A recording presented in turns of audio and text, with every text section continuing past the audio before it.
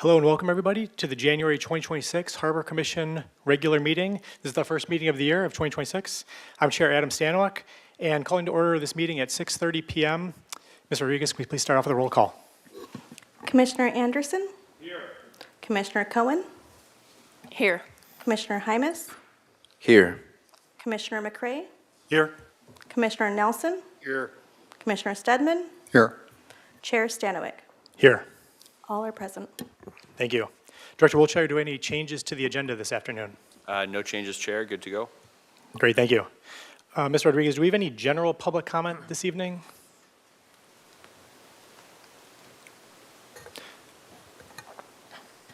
At this time, I don't see any hands raised online, and I don't have any speaker slips.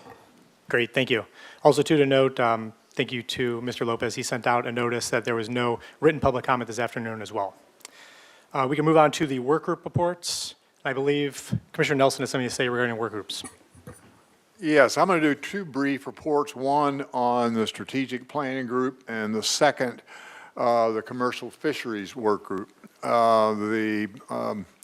We've had the good fortune of working with the Waterfront Department recently on the strategic plan in two ways. One, we took a long look at the revenue optimization study that the Waterfront Department is doing, and Director Wiltshire and his staff were kind enough to go over that with us and get our thoughts on those.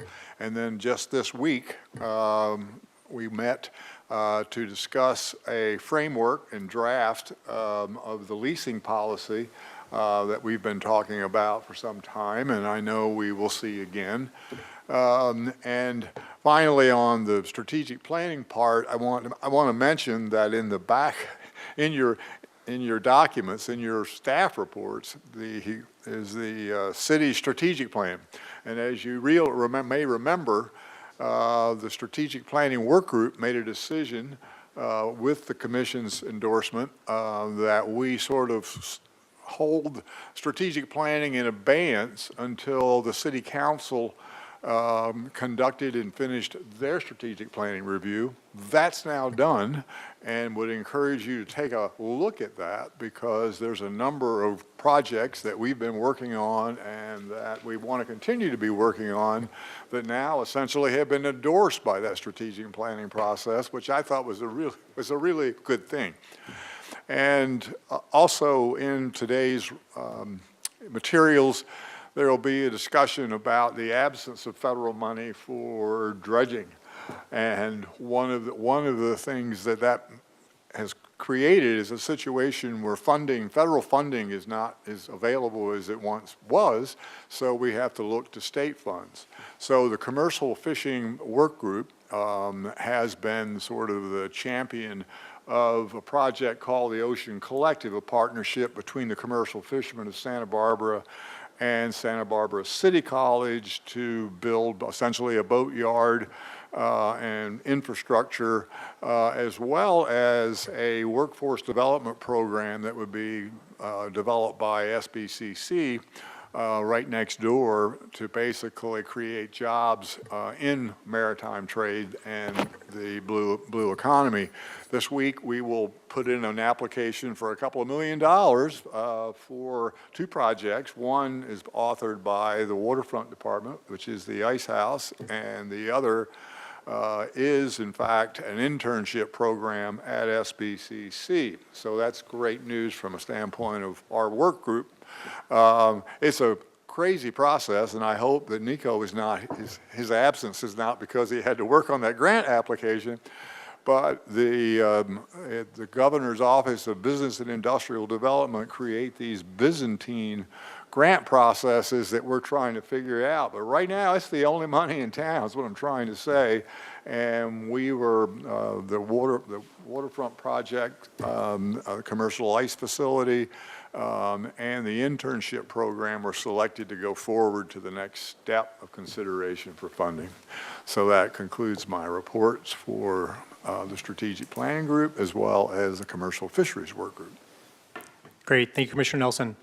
One other work group met, myself and Commissioner Cohen met with Director Wiltshire and Mr. Barrios regarding budget, December 16th. We talked about tenant leases, revenue generating ideas, as well as slip fees, but a lot of that will be covered in item number 4.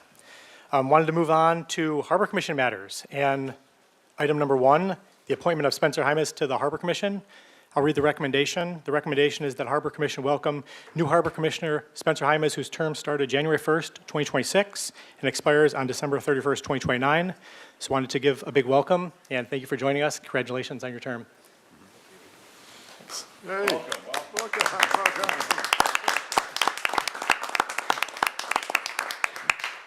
Also, I believe the Waterfront wants to speak on that as well, too. It's always nice when we get a new harbor commissioner, so just wanted to extend our congratulations and welcome. We met with Mr. Hymas over the holiday break and kind of brought him up to speed with staff and everything, and so it was a pleasure to meet with him. I can tell he's got a very vested interest, and he's very professionally involved with this sort of thing, so it's great to have you on the commission, and welcome.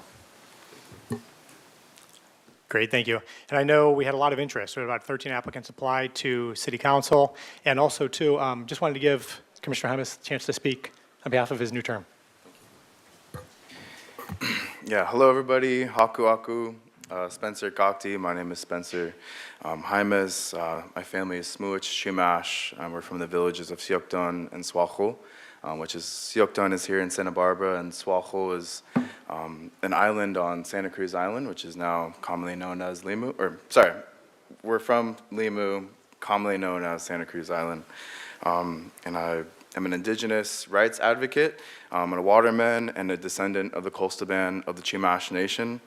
I'm honored to be here today, and I'm deeply humbled by the responsibility of serving with you all today as a harbor commissioner, because this very harbor and waterfront is which raised me.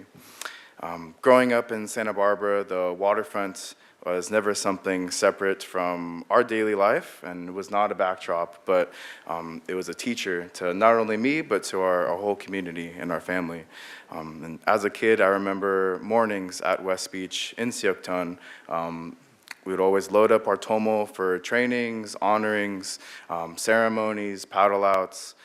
Each one of those responsibilities to us carried prayer and purpose, and we'd drive in first in the morning and be greeted by all the familiar faces over at the parking kiosks. And after that, we'd be passing by all the marinas, which we all know and love.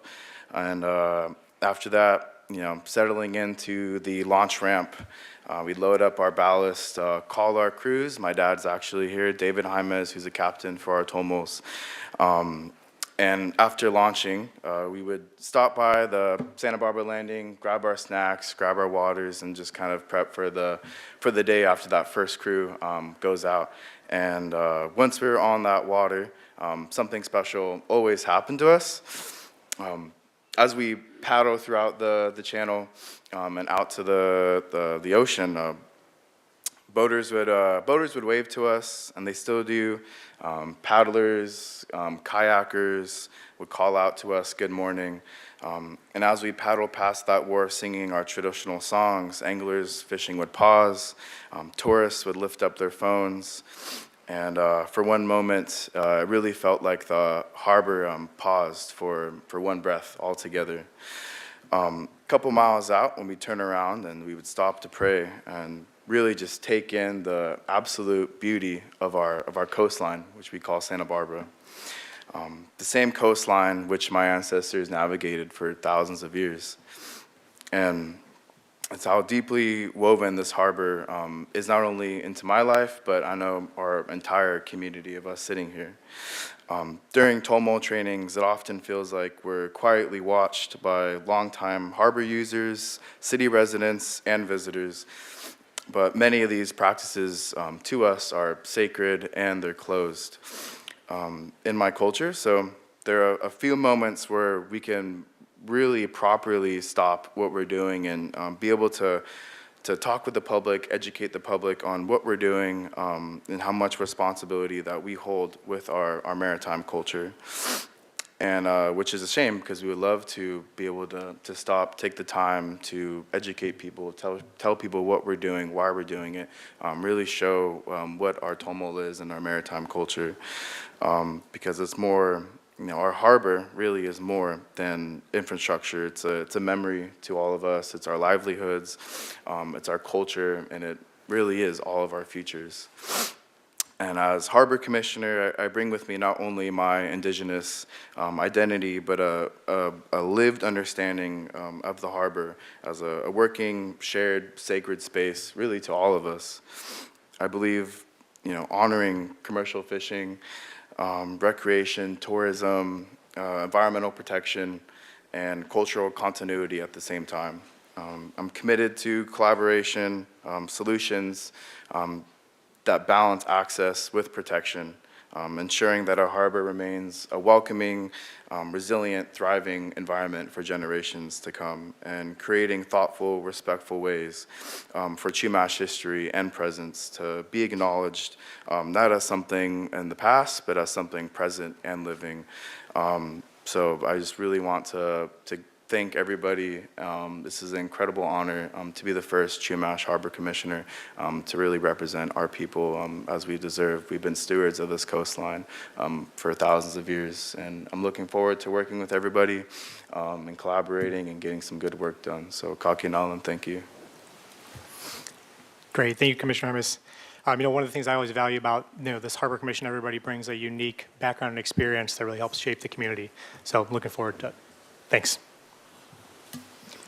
Okay, we can move to the consent calendar now, part of the agenda. We'll move to item number 2, approval of the minutes. Ms. Rodriguez, can you please read the recommendation for us? Item number 2, approval of the minutes. Recommendation that Harbor Commission waive further reading and approve minutes from the regular meeting of November 20th, 2025. Great, thank you. Do we have a motion to approve the minutes? So moved. Seconded. We have a motion and a second to approve item number 2, approve all the minutes. Ms. Rodriguez, can you please give us a vote? Commissioner Anderson? Yes. Commissioner Cohen? Yes. Commissioner Hymas? Yes. Commissioner McCray? Yes. Commissioner Nelson? Yes. Commissioner Stedman? Yes. Chair Stanwyck? Yes. That's unanimous. Great, thank you. We now move on to new business, the renewal of Moby Dick Restaurant lease agreement. Mr. Rodriguez, can you please read the recommendation for us for item number 3 of new business? Item number 3, renewal of Moby Dick Restaurant lease agreement. Recommendation that Harbor Commission recommends staff negotiate a lease agreement with Moby Dick Restaurant for 6,190 square feet of interior space located at 220 Stearns Wharf. Great, thank you. Turn it over to the waterfront. Good evening, Chair Stanwyck, commissioners, members of the public. My name is Cesar Barrios. I am the Waterfront Business Manager. And this evening, I bring to you a request from staff to negotiate a new lease agreement with Moby Dick Restaurant. I will begin with a brief background. So they are located at 220 Stearns Wharf with 6,190 square feet of interior space. Moby Dick Restaurant opened its doors in the early 1980s. Since then, the restaurant has been a valued tenant and well-known in the community, offering a variety of menu options, as well as one of the best views in town, as a lot of them may be familiar. As their nearly 40-year-old lease agreement comes to an end in 2030, the Moby Dick Restaurant Ownership Group approached the Waterfront Department to initiate discussions of a potential lease renewal, as they have expressed their desire to continue their tenancy as well as their intent to conduct large-scale renovations to the building, as they did back in 2024 by remodeling the north end of the building with a new oyster bar, which since then has been quite successful. As one of the 11 food service businesses between the harbor and the wharf, they meet the criteria for uses under the local coastal plan. The restaurant has established itself as a popular destination and has remained a good tenant in good standing over the years with no default notices on file. For the proposed lease terms For large food service tenants, a standard term is 10 years with 2 5-year options.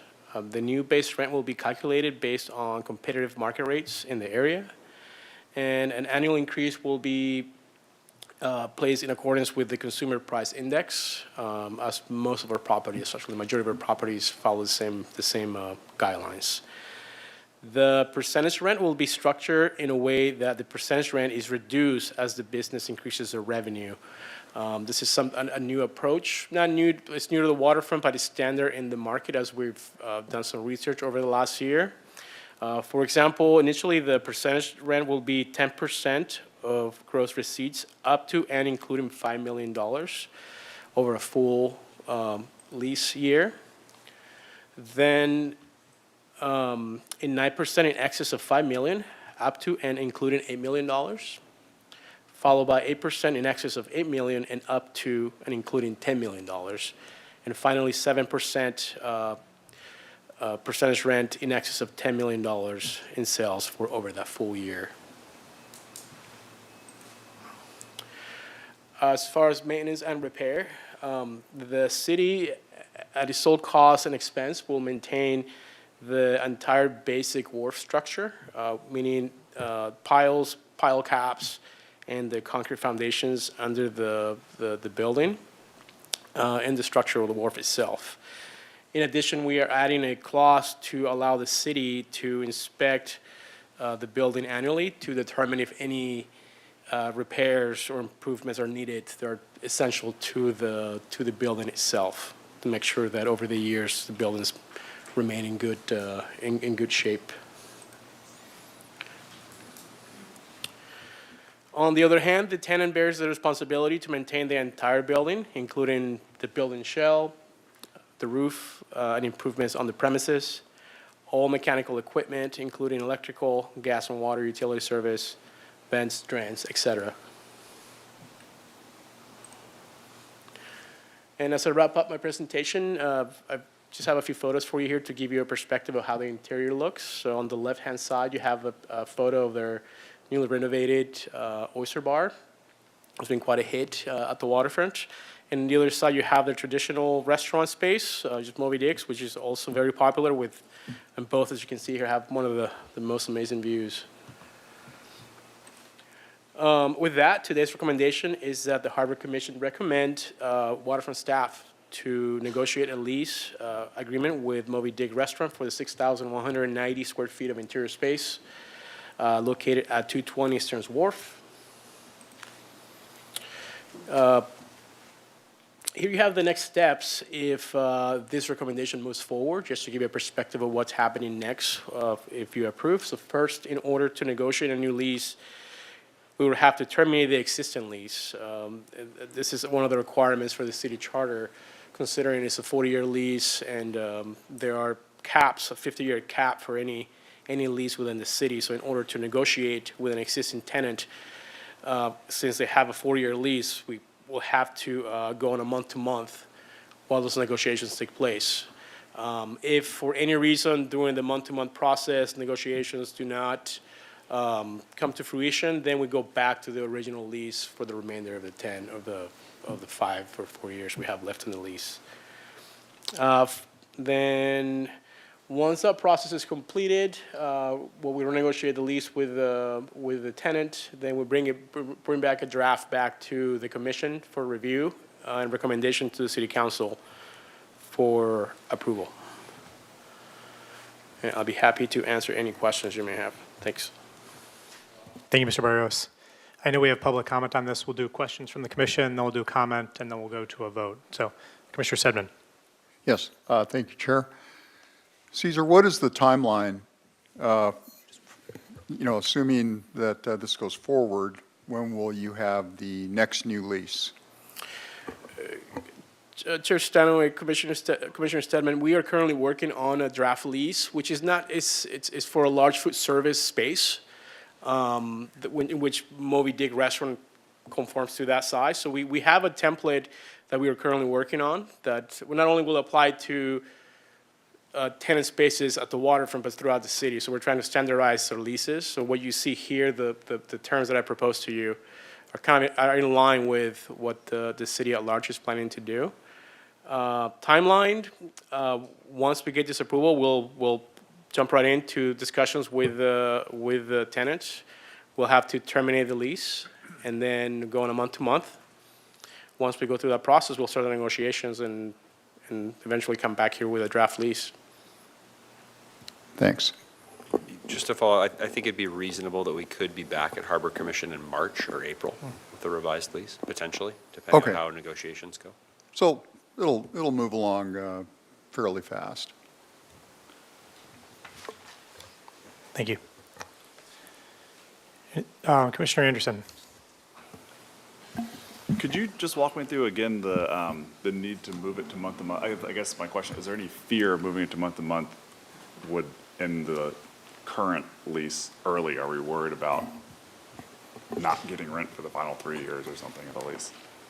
Yeah, there needs to be a clear delineation between the existing lease and a new lease. So we need to put it in month to month so that there's essentially, basically, if the lease negotiations fall through, there's skin in the game on both sides. So there needs to be that kind of clear delineation while we negotiate a new lease and start an entirely new lease. So, because we can't just kind of renegotiate the existing lease into a new lease. And then if, Caesar said if it didn't happen, you could resort back to the old one. So is it officially terminated if you can resort back to it, or? Potentially not. I mean, potentially it would remain in month to month until we negotiate a lease. So we could renegotiate the same terms of the previous lease, but it would still be a new lease. And is that something you guys have you guys done that before when you've negotiated a lease to move to the month to month? This is very uncommon. We don't Yeah. usually have leases. I mean, the waterfront's been 100% occupied my whole time here. Yeah. The other thing is these are one of a couple very long leases. I mean, these are 40, 50-year leases that were decided and created by nobody in this room. And so unwinding that and getting that into something that's a little more modern and favorable is definitely in our favor, but it's not something that we do often. Yeah, I've been there a handful of times to check out the new oyster bar. It's been nice and light and bright, and it's got a good vibe. So I'm excited to see them continue to invest in the space. What's the base rent currently, and then where have they been hitting the gross sales on the yearly basis? Like what, if we're talking 10% of 5 million and 8% of 8, like where have they been hitting over the last couple of years? Commissioner Anderson, yeah, the rent is just over $20,000 a month. And as far as gross sales, they're within the bracket of around $3 million per year. Another question. In the past, obviously not fun to talk about when the pier had a fire on it many years ago, and obviously it wasn't operational. How did the insurances kick in then? Were the restaurants covered by their insurance? Was it a combination of our insurance covering? I guess we're responsible for keeping it functioning. Obviously, the fire is probably seen as an act of God, so I don't know. But how did that fall in the past on who was responsible for the loss of sales? Commissioner Anderson, I don't have all the detail on that instance, but I do know that all of our tenants, including the existing tenant, they're required to have property insurance, disruption of business insurance as well for up to 2 years, if any type of disruption. At the 1998 fire on the wharf that affected directly Moby Dick Restaurant, I understand there were multiple claims that were filed on both sides, the city and the restaurant. Beyond that, I could only speculate as to what else was processed. But we do require our tenants within our lease to have business interruption insurance for things like fire and acts of God and that sort of thing. So that's a required clause that they have to have, and so they would have to go after those claims on their own through their insurance. That is a requirement of their lease. Thank you. Commissioner Stedman? Yes, thanks. Quick question, Caesar. Can you give us an update on the ownership? I noticed in the public that we have some new faces. So is it possible to know their names? Are they associated with Moby Dick? Commissioner Stedman, absolutely. So we don't have a change in the ownership, as we have not done a change of Management. management. We have the two gentlemen here today that I believe will do some public comment shortly here. Okay. And but I'll be happy to introduce him to you. Mr. Logan and Omar. Yeah, I think they'd be happy to, when you guys open public when you're ready comment, for they would public love to comment. introduce themselves and tell you all the great things they're going to do. Perfect. Yeah. Perfect, thanks. I think we have one more question. Commissioner Cohen? Hi, yeah, thank you. I just wanted to go back to also this terminating the lease and going to a month-to-month. That's something that I'm not familiar with as well, and it's the first time I've heard that, I don't know, that it's in the charter of the city that we have to do that. And I'm just wondering also, because I've been a tenant in that situation where you have your lease and like putting them into a month-to-month situation is stressful. And like you were saying, it is perhaps the negotiation tactic of the city, but how do they feel about the termination of their existing lease to go into negotiations? We've been meeting with Moby over the last year and a half, maybe even 2 years now. So I've kind of walked through all this procedural stuff. A lot of this has come from the attorney's office on how the mechanism of doing this. And so I think there's some goodwill between the waterfront and Moby as to where we want to be. And then there's that administrative process that needs to happen. So a restaurant of this size, typically with our leases, we come a year in advance, but a restaurant of this size and this tenure, they want to invest a significant amount of money in the restaurant, but don't have that much longer left on the lease. So understandably, they want some runway to validate that investment, and we want to give that to them. So it's really just the mechanism of how we do that, and by the attorney's direction, that is the method to do it, is basically terminating the existing lease, which inherently puts them in a month-to-month. So if we terminate their lease but do not terminate them, then they are inherently in a month-to-month lease. And so they essentially need to be in that position for us to negotiate a new lease. So I hear you. My question was, how do they feel about that? Are they okay with the termination of their existing lease and going into a month-to-month situation? And I'm sure they'd be happy to speak to it more, but in talking with their ownership group, we were clear that this would be the methodology. And so, again, it's gone kind of back and forth with their ownership group over the last year, and we've now gotten to a place where I'm not going to say like happy. You're right. It is a stressful situation. Absolutely. But there needs to be, it's kind of the way it needs to happen. And so from what I was expressed, that they're okay moving forward with that method. Okay, thank you. Commissioner Nelson? I have two questions regarding the structure of the lease. I welcome seeing sort of a new lease. We've approved a lot of these leases over the last years, and now I'm noticing some improvements are being made, even as we discuss a larger revised lease policy. And I note that the duration is shorter with the two extensions, and maybe I had this correctly, a base rent which is driven by market value. Now, will the market value, which I welcome seeing that, will the market value perhaps create, or you don't know yet, create a different base rent than they currently are paying? Commissioner Nelson, that is possible. But just to overall, they're within the margins of what the base rent should be for a space of that size. So it'll be close. It won't be a significant change. And the second, it deals with the extensions. And as you've heard before from me, as well as others, sometimes I think we give away those extensions too easily.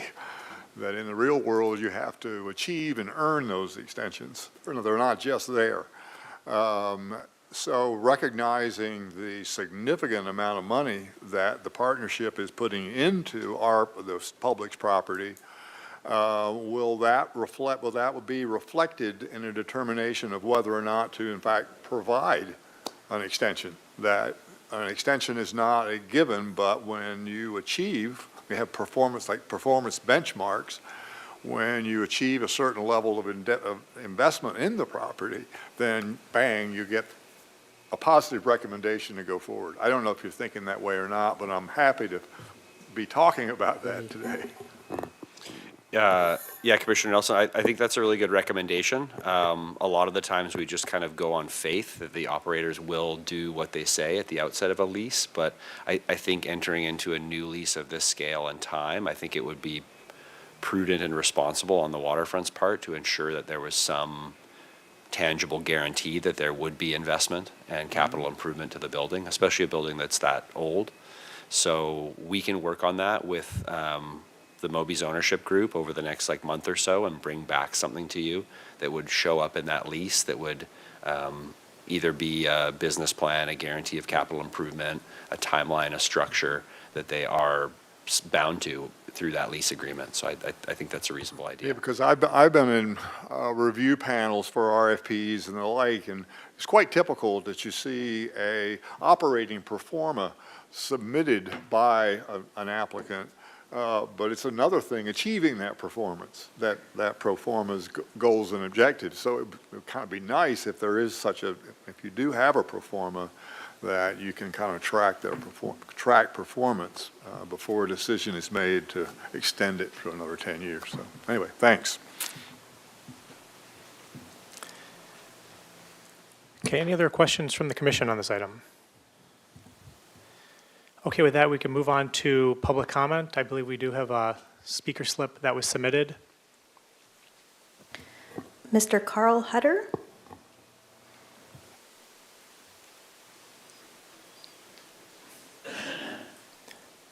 Welcome, Mr. Hutter. I'm going to set the timer for 2 minutes. If you need another 2 minutes, so you can have that. Reminder to the commission, questions will be directed towards the waterfront. Welcome, Mr. Hutter. Thank you, Chair, Commissioners. Good evening. My name is Carl Hutterer.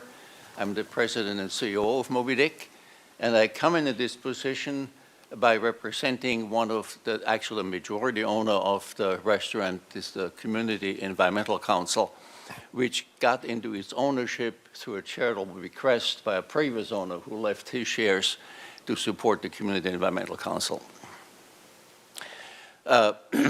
I've been associated with Moby Dick for about 8 years now. And over that period of time, we have gone through some significant hardships. COVID was a major hit on us.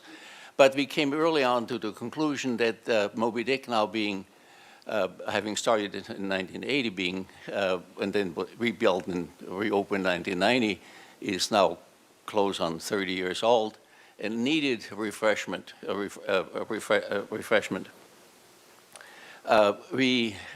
was the reason for building the Oyster Bar. We invested a significant amount of money of owners' resources in that Oyster Bar. It cost about $1 million. And we perceived of the Oyster Bar as a first step in the renewal of this iconic restaurant on the wharf, and it truly is iconic.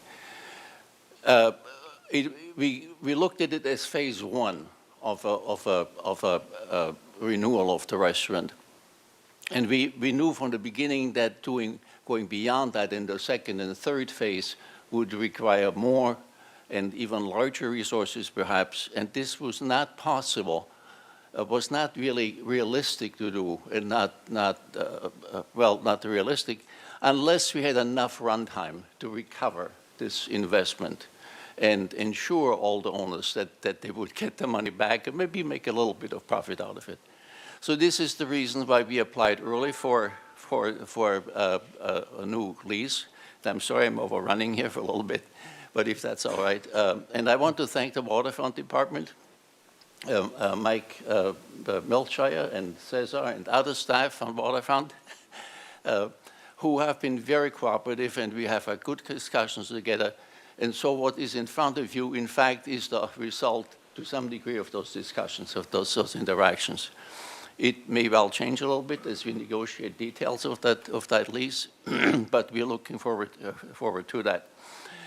As part of the improvement of Moby Dick, part of bringing it to a new level that truly announces the outstanding city that Santa Barbara is and the greatness of our waterfront, We also engaged new management last November, and that's Owen Cashin and Logan Goldberg, who bring an enormous amount of deep experience in the restaurant business to Moby Dick that we didn't have before, and have already made a huge difference.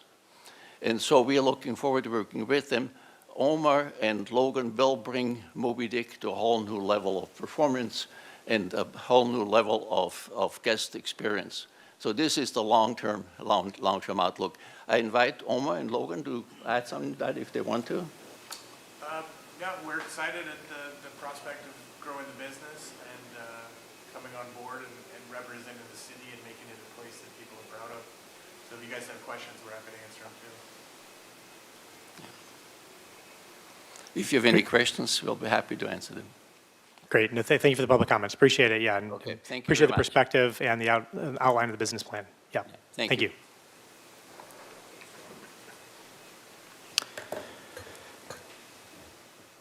Okay, any other questions from the commission or any other discussion points?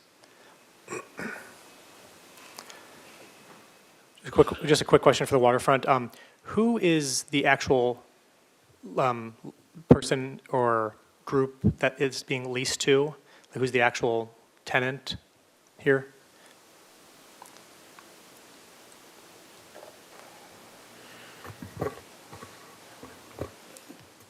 Chair Stanwyck, by name is Mr. Carl Hutter. That's by name, who's the signee.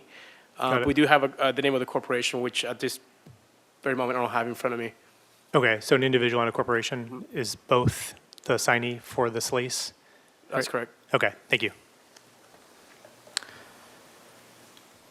Okay, with that, I don't see any more questions regarding this item. Ms. Rodriguez, could you please read the recommendation for us for item number 3 of new business? Recommendation that Harbor Commission recommends staff to negotiate a lease agreement with Moby Dick Restaurant for 6,190 square feet of interior space located at 220 Stearns Wharf. Great, thank you. So the waterfront is looking for a direction from the commission to move forward with this. I think we have a question. Commissioner Cohen? I just was going to move the motion forward. Great, so we have a motion to move this forward, Second? and we have a second. Okay, Ms. Rodriguez, could we do a vote on item number 3, please? Commissioner Cohen? Yes. Commissioner Hymas? Yes. Commissioner McCray? Yes. Commissioner Nelson? Commissioner Stedman? Yes. Commissioner Anderson? Yes. Chair Stanwyck? Yes. That's unanimous. Great, thank you. We now move on to item number 4 of new business, the fiscal year 2026 mid-year budget report. Ms. Rodriguez, can you please read the recommendation for item number 4 of new business for us? Recommendation that Harbor Commission receive and review a status report on the Waterfront Department fiscal year 2026 mid-year budget revenues and expenditures. Great, thank you. Turn it over to the waterfront. Thank you, Chair Stanwyck. For my second presentation today, I will provide a brief mid-year report of fiscal year 2026, which ended on December 31st of 2025. Just to remind the public and everyone here that our fiscal year runs from July 1st to June 30th of every year.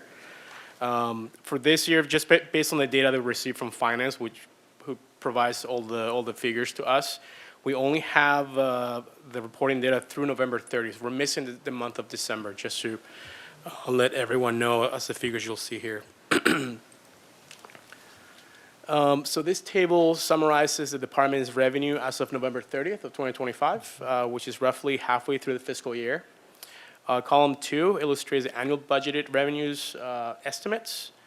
Column 3 shows the actual mid-year to date revenues, while the column number 4 shows the past year mid-year actuals for comparison. Columns 5 and 6 show the change in dollars and percent between this fiscal year and last fiscal year. And overall, the revenues are up 2.6%, or $236,666 over last year. And I just want to make one note, as you receive the reports, there was a number that was inverted. So in the report that you received last week, it showed it as a negative 2.6%. In fact, it's a 2.6 plus. On to property management, to dive into a little more detail. The program is tracking 5.4% higher than last year at the same time. However, this total includes unresolved rent revenue from a key food service tenant, upwards to $368,000 for this period. And that is yet to be collected by the department. Although the department has been actively engaged with the tenant to settle this outstanding amount, there is potential of not receiving this amount. So the figure you see here, that number, the actuals for 26, does not reflect the negative of those 368,000, as we're only showing billed revenues. The financial management program consists of investment interests earned on the department's reserves. Interest revenue at the mid-year is 24.4% up compared to last year at the same time. The large percentage increase is mainly driven by higher interest rates and the reserve levels that we have currently. The parking service program experienced a revenue decline of 4.7% compared to last year, likely as a function of the cooler summer weather, which likely reduced the number of visitors to the waterfront in general, the beaches. Per discussions with the chamber in Visit Santa Barbara, there was a decline in visitors this past year, which is reflected in these numbers. Normally, parking is a function. The figures in parking are a function of visitations and tenant revenues as well. In marina management, the revenue is up 3.4%, roughly $120,000 over last year. Slip permit transfer fees are down 8%. A total of 43 slip transfers took place in the first half of the year. So that's from just July to November. So again, it does not count December. The visitor fees were up 12.9%, while liveaboard fees are down 3% compared to last year.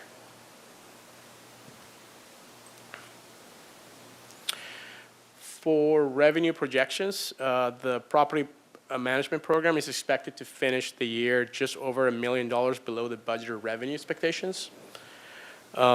16%, with harbor and wharf food service revenues having the greatest impact due to the unresolved rent revenue reconciliation I spoke about earlier, as well as the 2 restaurant tenant spaces that are currently vacant. So it could be a few months, three to 6 months before we actually have a tenant operating in there. Speaking of the 2 formerly Anchor Rose spaces in the harbor. So that will result in reduced rental revenue, and we're expecting tenant improvements through the next few months once that tenant is selected.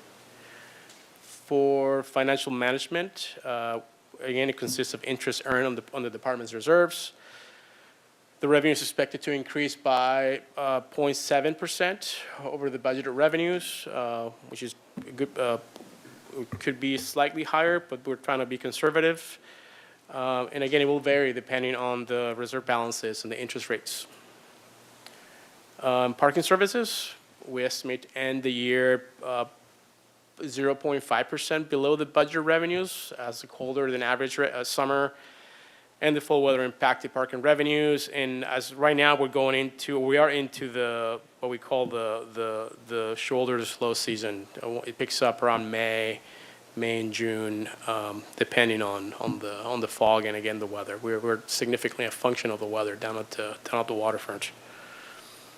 In marina management, it's also expected to come into very close to the budgeted revenues. Through mid-year, revenues in the marina management program have remained steady, primarily due to slip fees and visitor fees compared to last year at the same time.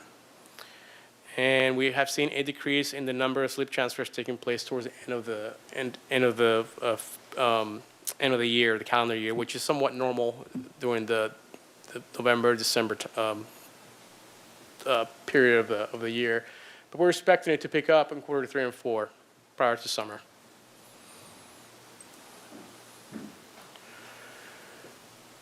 Moving on to expenditures, this table shows mid-year actual expenditures by category through November 30th of '25. Overall expenditures are 47.5% of the budgeted revenue at the mid-year mark, which is good. Salaries and benefits are below the budgeted expenditures. The mid-year savings are mainly the result of 2 full-time positions being vacant. Those are in the facilities division. We have 2 maintenance worker positions vacant, as well as several hourly positions in both parking and facilities. The debt service, principal and interest are front-loaded, so in the first half of the year, resulting in a higher than budgeted expenditures at mid-year level.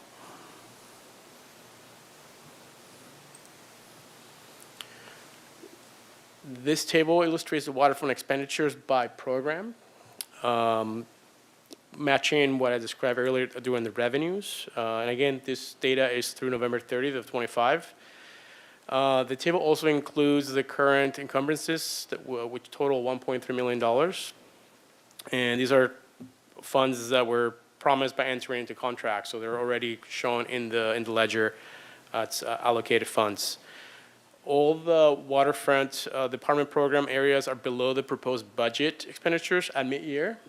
Facilities and design capital is the only exception, which is a 53.7%, which is, again, it's front-loaded and it's expected at this time of the year. But overall, we anticipate all the waterfront programs to be under the proposed budget for expenditures at the conclusion of the fiscal year. And that concludes my presentation. I'll be happy to answer any questions. Great, thank you, Mr. Barrios. Do we have any questions from the commission? Commissioner Anderson. Is Anchor Rose, are they all square? Do they pay up all their rent by their last date? Yes. Yeah, Commissioner Anderson, they did. Their last day was December 31st, and so they had paid rent through that time. But we're no longer receiving rent from that tenant space right now. Also, a quick follow-up to that. Do we know the earliest we could get a tenant in there and to start paying? We're going through the RFP process right now, so that requires us to bring that back to Full Harbor Commission and ultimately to council, which would probably take a month to 2 months. Okay.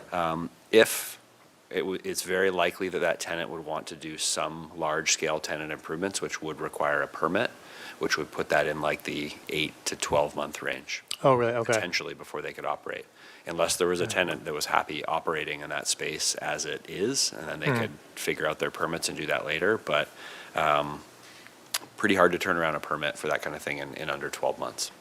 Okay, To be honest. Right, okay. So just to clarify, so then we would be losing about a year's worth of rent for that space. Okay. Correct. Okay, thank you. Commissioner Cohen? Thank you for the presentation. I can't help but wonder if what we're experiencing on our budget is something that other waterfronts and other areas are also experiencing, or if this is unique to Santa Barbara and this is kind of maybe everyone looks at State Street and State Street is, not exactly where we want it to be as a city. Are we feeling the repercussions of that when we look at the parking, when we look at the budget, when we look at what people are spending at restaurants and other places? Or is this just across the board throughout, the state? When you're looking at other waterfronts, they're also seeing, I won't say we have revenue issues here, but, there are a couple. If I was looking at a dashboard, I would say there's a couple lights going off right now. Yeah, I'd love to take a crack at that. Every harbor and port seminar, conference I go to, everybody says if you've been to one harbor, you've been to one harbor. So they're all extremely, extremely different. If you look at our revenues where we're at mid-year, all of our categories are almost kind of within 1% or 2% of budget, which is really good. The main hit right now is really due to 2 food service tenants. So out of our 60 licenses, we're down 2, which is rare for us. But I think any other harbor would have a far higher vacancy rate with their restaurant tenants. We're just in a bit of an unlucky spot right now that we're not collecting a significant amount of revenue from 2 major players. If those were in the picture, I think we'd be kind of right on budget across the board. Okay. I guess I just worry that the vacancies that we're seeing in other parts of town are now starting to impact us. And, that could be pretty devastating if we look like State Street.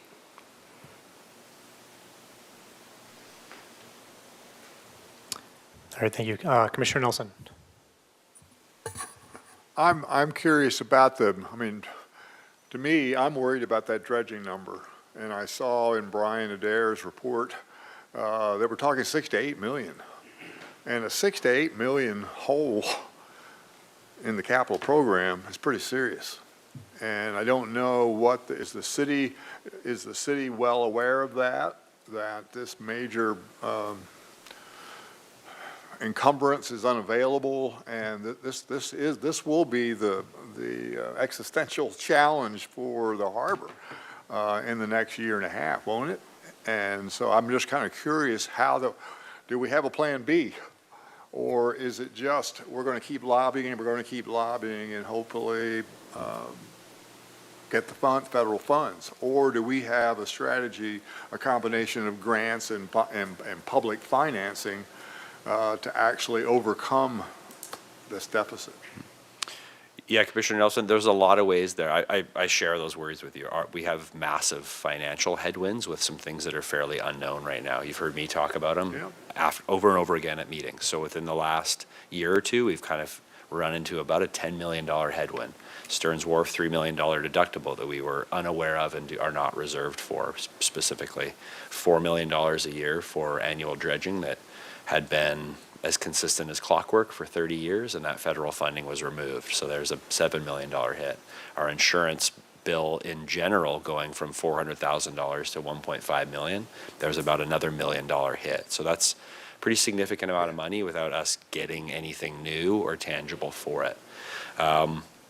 We are lobbying hard. It is the federal and the Army Corps' responsibility to dredge that channel. So in a emergency situation, they have other pots of money and they will dredge that channel. It's called the federal channel for a reason. It is the Army Corps' responsibility to manage and operate it and keep it open. That still stands. They just don't have their conventional pot of funding. We are lobbying hard. Mr. Adair is going to DC in February. We're working with our senators, our congressmen to do what we can, and I think that is still the best approach. A lot of this stuff is sort of, hey, let's yank all this funding away and see if they can do it on their own. I'm a little hesitant to say, yes, we can do it on our own right away because it's going to hurt us really, really bad. I think each year is going to be iterative. Each year is going to be different than the next. So I'm hoping that this isn't a $4 million annual burden in perpetuity. It's like, hey, let's get through 1 year. Let's get through 1 year. And so we are prepared to do that. As you saw at the last city presentation, the city general fund is not necessarily in a position to help us out. They have a $13 million structural deficit. So yeah, the city is definitely aware of the situation we're in, but I think we are more inclined to take that on ourselves and handle it ourselves because I don't think there's a lot of appetite to handle it at the city level. But the amount of economic activity that occurs at our waterfront, our tenants do roughly $50 million in business in totality, is a $30 million commercial fishing industry, add up whatever the value is of all the recreational boating. $4 million is a lot of money, but it's not that much. Not dredging the harbor is not something that we can't do. We will do it, and it will get funded. There are kind of Mayday approaches. You look at condo associations. If a roof collapses, you do an assessment, a 1-year assessment. The users are our slip holders. Nobody wants to hear it, but nobody's getting any utility out of the harbor if it's closed. And so if we need to do a 1-year assessment, so be it. Okay, thank you. Yeah, and while we're on the topic of that, the dredging, just a follow-up question of that, because I don't think the risk is them funding. I think the real risk is if the blackfin cutter gets relocated, because that is a huge part of what federal funding is for. Is there a realistic chance that the cutter would get relocated to another marina somewhere in Southern California? It's a good question, but I don't think so. Geographically, we're pretty important spot. We're the last harbor before Point Conception, so there's really not a more viable option. Sure, they could move to Ventura. They also have a physical building and pretty large structure here with their marine safety Right. detachment, so they haven't expressed any interest in leaving. I have heard rumors that they may be changing those cutters into different vessels, that they may be potentially looking at discontinuing that 87-foot cutter class, but that's just really word of mouth, and I don't know exactly what their plans are with that. Okay, thanks for the update. Commissioner Stedman? Yes, thank you. On the budget and, revenue threat, a more localized question that I have is, I was just chatting with Commissioner Anderson about it. If there is a significant gap, say, before we put in a new tenant and then, now vacant Anchor Rose site, we have plenty of ideas to generate revenue under consideration. Isn't that correct? So I don't want to mention any that are on the drawing board because I wouldn't want to take away, anything from the waterfront, but I can assure the public, that redundancy is built into the revenue generation process. But I did want to ask one question openly. Have you, staff, thought more about the RV pilot? Yeah, Commissioner Stedman, so there was a citywide effort for all departments to come up with revenue generating ideas. The waterfront came up with, 30 or 40 ideas totaling $15+ million a year in revenue. Some of them pie in the sky, really, really difficult. Some of them really quite feasible. Citywide, there was a list of 200+ revenue generating ideas. Council, Finance Committee, Harbor Commission, all latched on to that RV sites in the waterfront idea as something that we should look into. So right now, our next steps is we're going to start identifying potential lot where that could be, likely the Chase Palm Park lot over by Stearns Wharf. It's surrounded by city property. You'll have less impacts with hotels and residents and things like that. And we're going to look at doing a pilot project. Go over there and kind of measure it out and see how many sites we could get. Have them dry sites, we can restripe it, checking rates. So Nico Lopez is actually kind of taking that on right now. He's gathering data from all of the other RV parks. So I think it's actually on our calendar for March, we'll come back to you all and present finance, business plan, what something like that would look like if we were to go forward with it. Awesome. Thanks for the update. Thank you. Commissioner Anderson? Yeah, somewhat on that same theme. Just wonder if you have any color. I'm looking at the total parking services down around 5%, but then I thought it was interesting the visitor fees on the marina side are up nearly 13. Is there any theory of why we're getting more visitors from the ocean side of things? Because I know the new mooring field isn't open yet. Was there something new that we added or changed that we could draw to that increase? Commissioner Anderson, good question. One of the primary reasons because we raised the fees at the last, effective this past year. We raised parking fees too. We did not. No, No. not this year. Yeah, 2 years ago.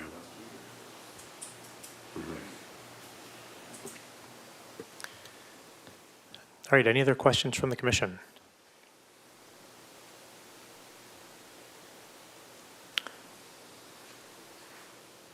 Okay. With that, we can move on from item number 4. The recommendation for item number 4 is just to receive or review, so we can move on to item number 5, the Harbor Commission Work Group Assignments. Ms. Rodriguez, can you please read recommendation for item number 5 of new business? Recommendation that Harbor Commission discuss and take action to reorganize, create, and/or dissolve existing ad hoc work groups, and assign commissioner roles as needed. Great, thank you. We'll turn it over to the waterfront. Yeah, you want to put that next slide? Just for some background and for Commissioner Hymas being new, the Harbor Commission does have work groups which are made up of 3 or fewer harbor commissioners. They can have a little bit more freedom to work with staff, investigate, kind of do some work behind the scenes and bring reports back to the Harbor Commission. They're often set up when we're doing a larger policy effort or something, some big effort that may need a little more work on the sidelines to bring information back to the full Harbor Commission.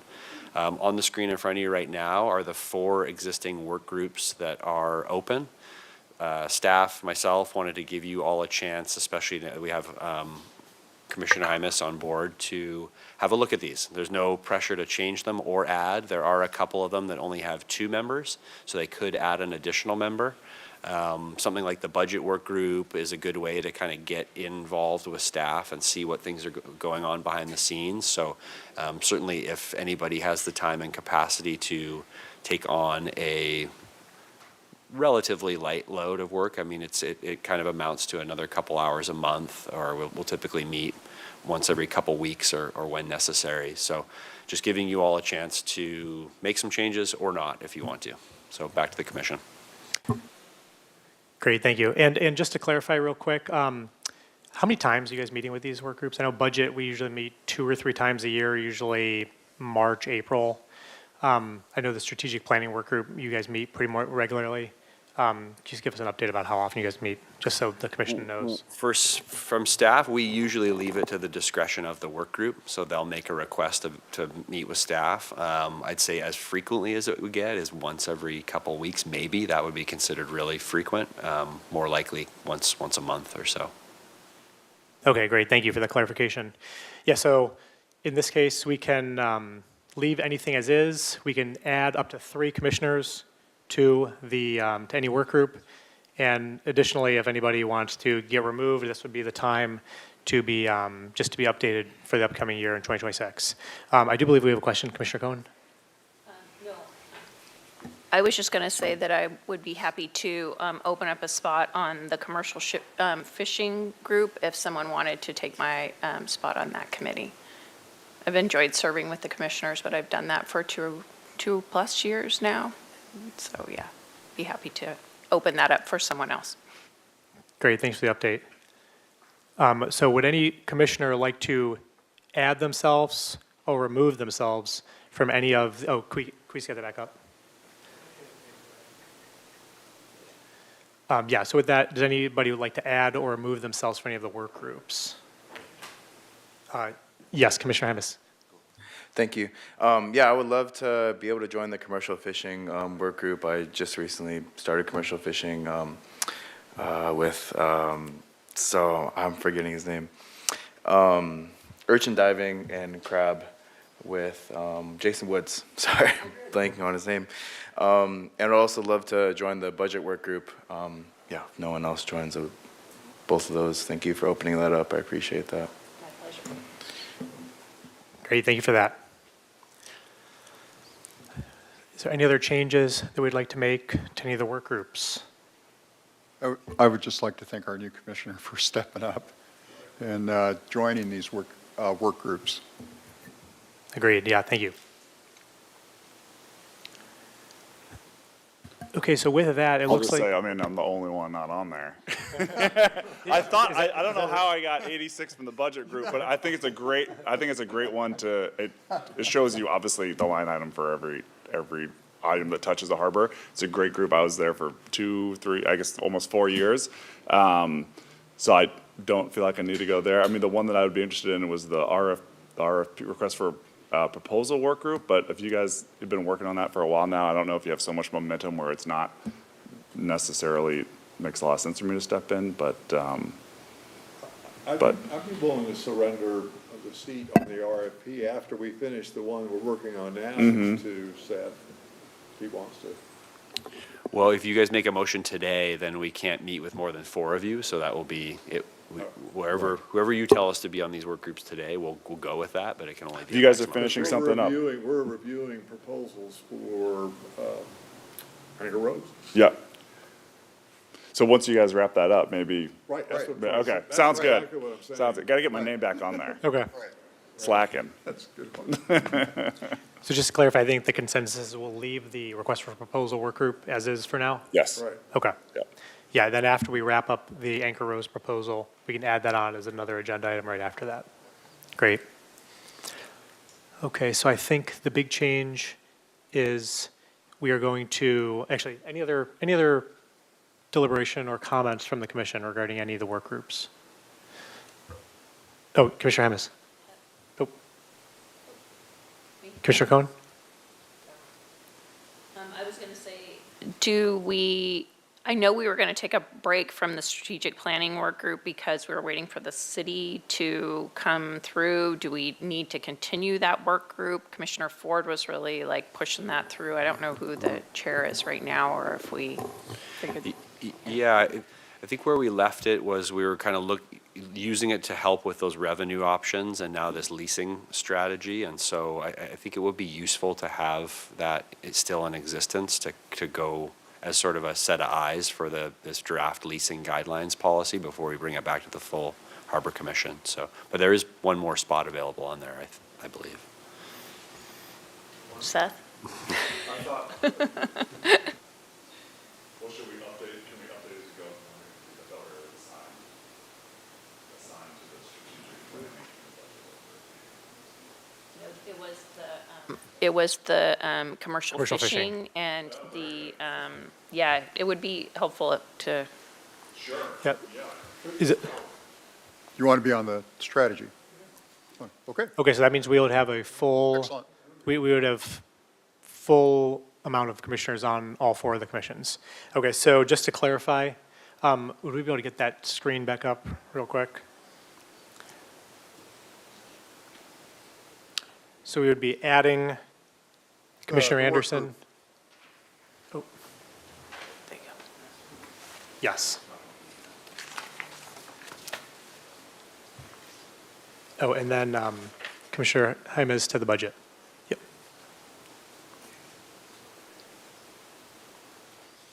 Okay, so just to clarify, we would be adding Commissioner Jaimes to budget. We would be removing Commissioner Cohen from commercial fishing, adding Commissioner Jaimes to commercial fishing, and then adding Commissioner Anderson to strategic planning. Does that sound good as a consensus for everyone? Yes. Okay, so with that, we would need a motion, actually, all right, I'll just make the motion on that. That'd be easier. Okay, I would make a motion to add Commissioner Jaimes to the budget work group, remove Commissioner Cohen from the commercial fishing work group, add Commissioner Jaimes to commercial fishing work group, and add Commissioner Anderson to strategic planning work group. I second that motion. Great, we have a motion and we have a second to approve and modify the work group assignments. Ms. Rodriguez, can we please have a vote on that? Commissioner Jaimes, Yes. Commissioner McCray, Yes. Commissioner Nelson, Commissioner Stedman, Yes. Commissioner Anderson, Commissioner Cohen, yes. Chair Stanwyck. Yes. That's unanimous. Great, thank you. All right, moving on from new business now, we can move on to the department updates. Item number 6 is the director's report. Are you able to get on there? Thanks. Angela, are you able to? We're back. We're floundering without Nico over here. He's like, let's see where we're at. All right. Well, thank you all. Waterfront Director Mike Wiltshire. Going to give you an update on a few items tonight. So I've really got 3 items. The citywide strategic plan update, as Commissioner Nelson was mentioning, a quick update on vessel insurance, and then an update on our upcoming Harbor Commission prioritization workshop, which is next week. Next slide. Couple slide. You can go next one. All right. So with respect to the citywide strategic plan update, So over the course of the last 8 to 12 months, City Administrator's Office and City Council went through a strategic planning process. So this process recently finished up. It was formally adopted by City Council on December 16th. So just for a little background on that process, so the city hired Raftellus Financial Consultants to help lead this strategic plan under an $85,000 contract. So this project included a number of meetings and work sessions with council, a number of meetings and workshops with myself and city management, and then a number of meetings with various community stakeholder groups.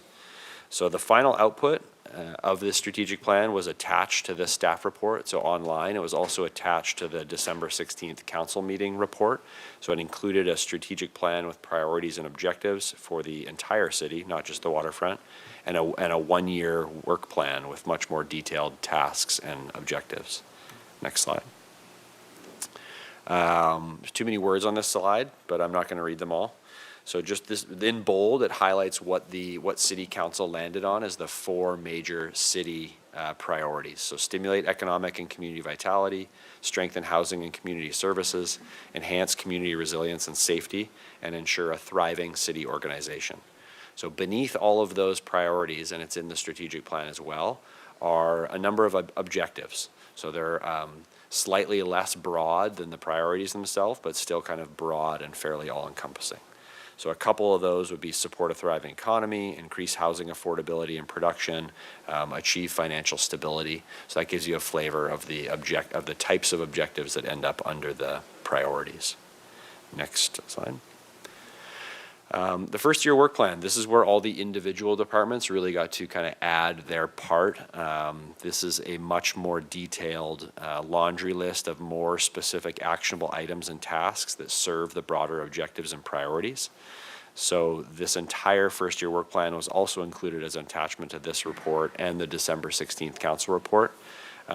Some of the work plan tasks specific to the waterfront include developing a standardized leasing policy, which is underway and we're working on it.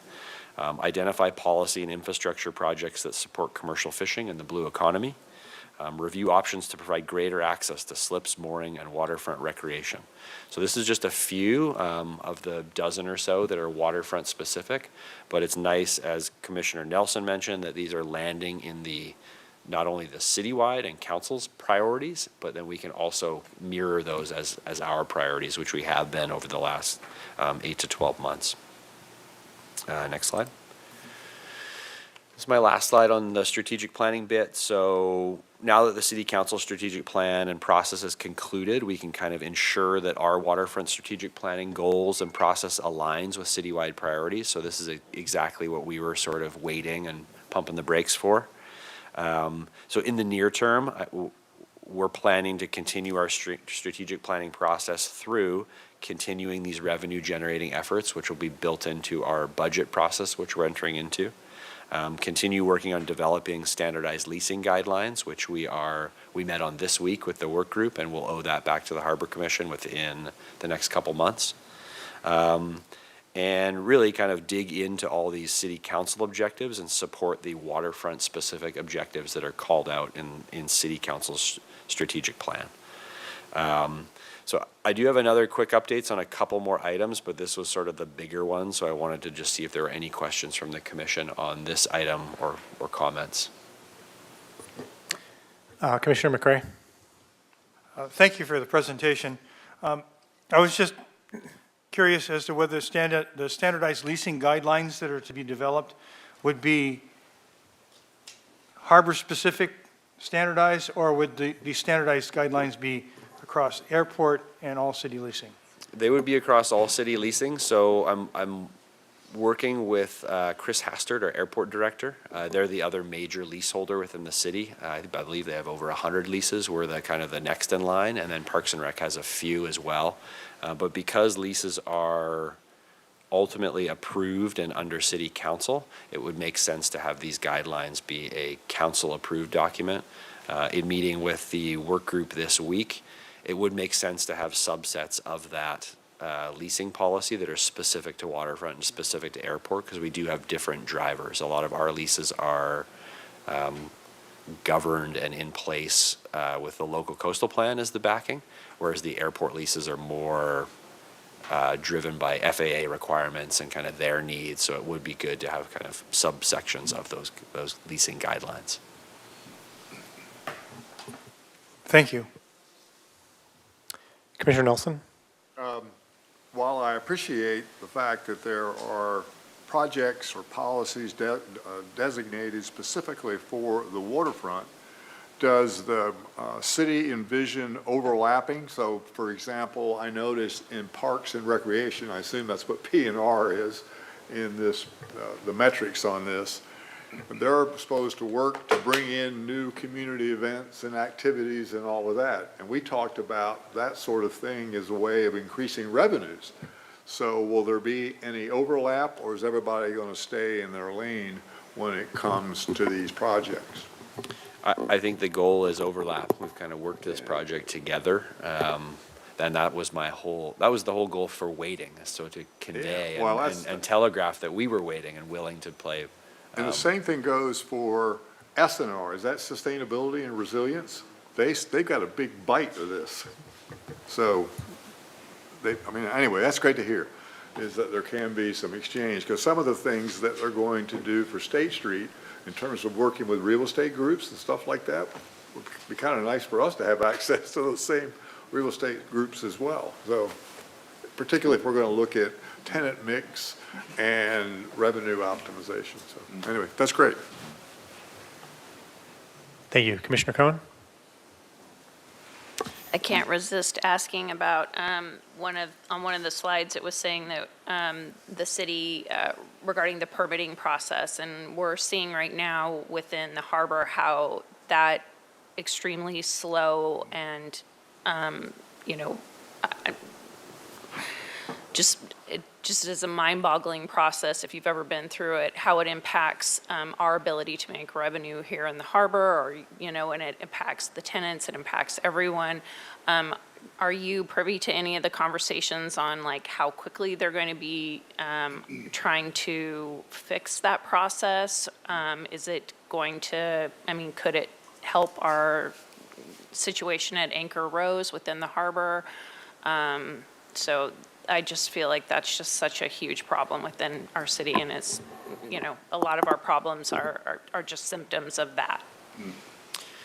Yeah, no, that's true. It's common knowledge that it takes some time to get a permit in Santa 2 Barbara. years. Yeah. 1 year could be nothing, yeah. Yeah, I think that is a top priority of our current city administrator and city administration.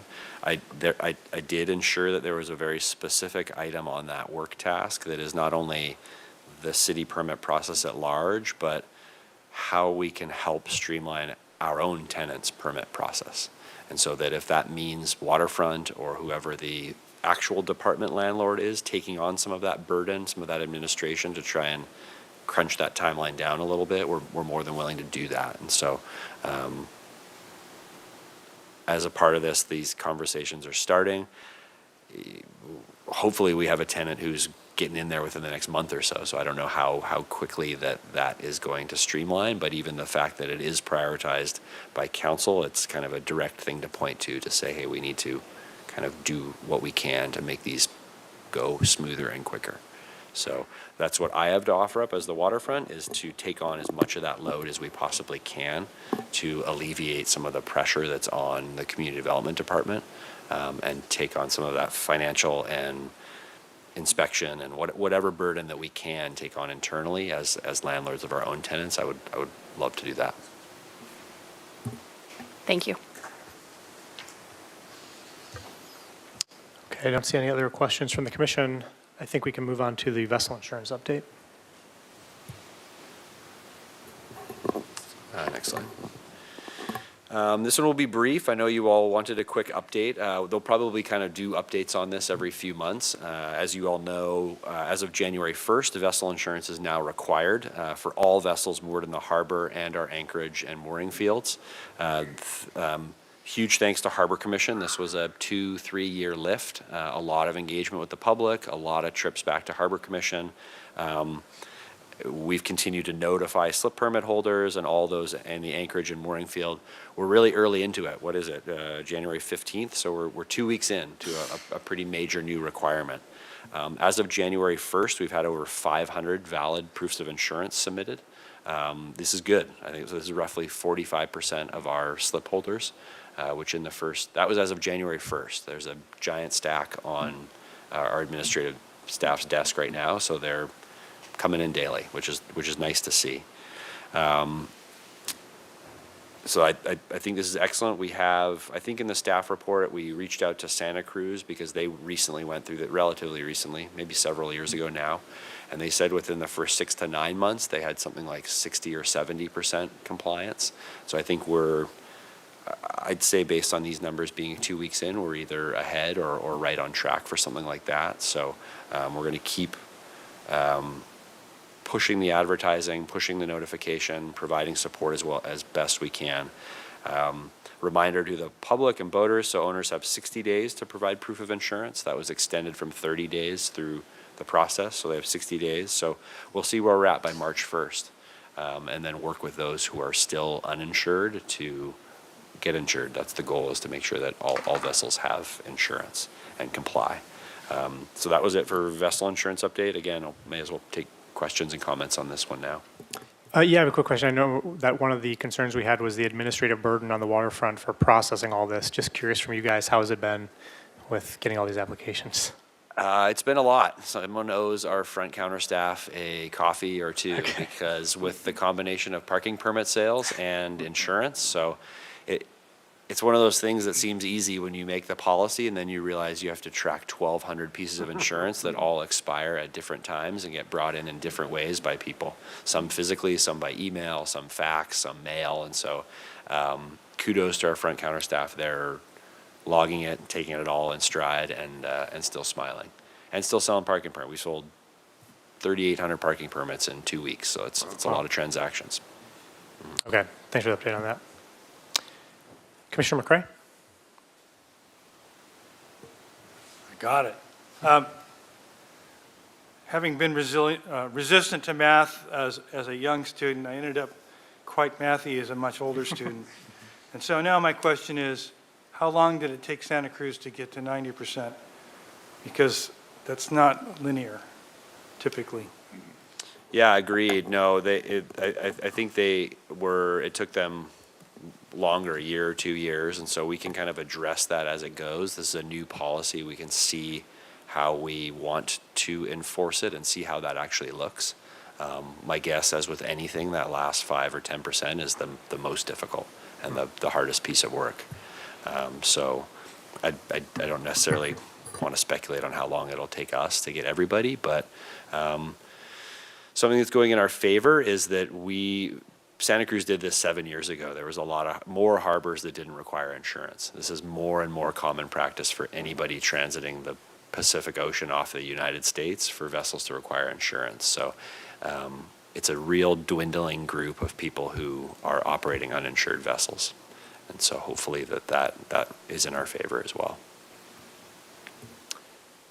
Commissioner Sedman? Sorry, one other good piece of information. So Harbor Patrol has been canvassing the anchorage and the mooring field, and I'd say over 75% of the vessels out in that area are insured. And those that aren't were receptive and willing to either relocate or get insurance or work with us on getting insurance. So I think that's really telling as well.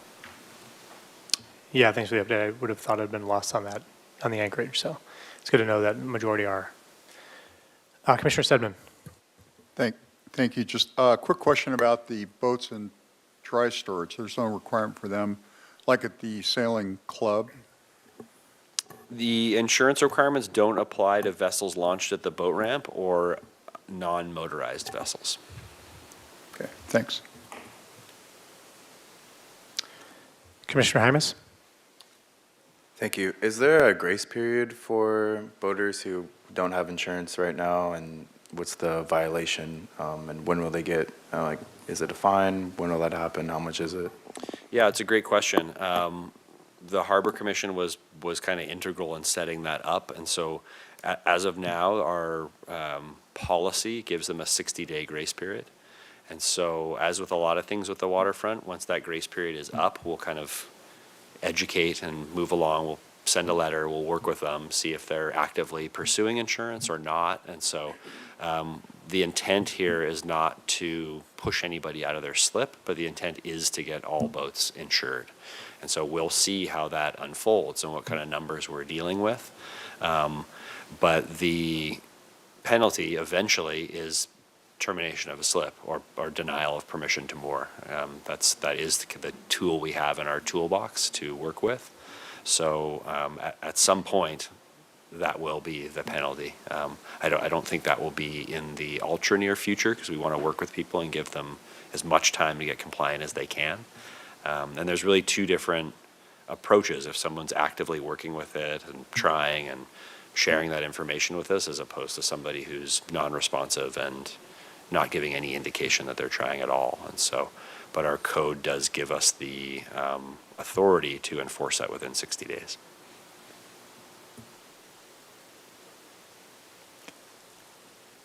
Okay, do we have any other questions for the commission on vessel insurance?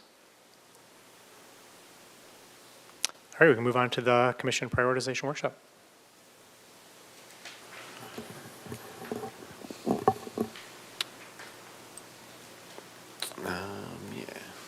Director's report.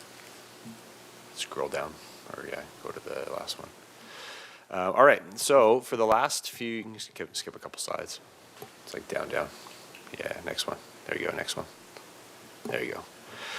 So for the past few years, we've all met in the Waterfront classroom and had a prioritization workshop in January. It's been really, really helpful for staff to plan and lay out these meetings for the upcoming year. So we're planning on doing that again next week. So January 22nd at 4 p.m. It's a Thursday. So we're going to meet in the Waterfront classroom, which is at 125 Harbor Way, just across from our admin building. It is an open public meeting, so anybody's welcome to attend. And it's more of a workshop style format. So the staff will lead a presentation. We'll use some interactive software. It's called Mentimeter polling software that allows the commissioners to provide real-time input on a number of questions that we have to try and help guide our agendas for the coming year. Next slide. And we'll go over this next week, but I just wanted to cover with the group some of the things that came out of our prioritization workshop last year and some of the things we've accomplished this year. So as mentioned, vessel insurance policy, that was a big one. The CUDA dock slip designation cleanup, so that was a really nice policy cleanup and change. We revised our slip waitlist policy. As we do every year, we reviewed and approved our budget. We worked pretty heartily on the anchorage and mooring field expansion, strategic planning, and we did terminate one slip. And then over on the right side was a number of the lease actions that we took care of and some of the educational presentations we received. So I won't read those, but you can either grab them from this PowerPoint or read them now. Next slide. So over the past few years, we've chipped away at a number of these big policy efforts, and so this is kind of a list of some of the things you should all be thinking about for next week on how you want to rank these or how you think we should tackle them. I like to kind of reference and keep in mind that we really only have the bandwidth as staff and a commission to sort of work on and deal with one or two of these big policy efforts at any given time. A lot of them require a lot of public meetings, a lot of back and forth, trips to Harbor Commission, trips to Council. So looking at some of the bigger policy things, they typically take 12 to 18 months before we get to some reasonable conclusion. So some of the things that are on our list that we could dive into in the coming year. So slip economics and policy, there's a lot of talk about kind of the finance and the how that slip and economics works, looking into that and seeing if there's any improvements or things that we can do. That also includes kind of slip policy, how slips are assigned and transferred and all that sort of thing. So that's a big one.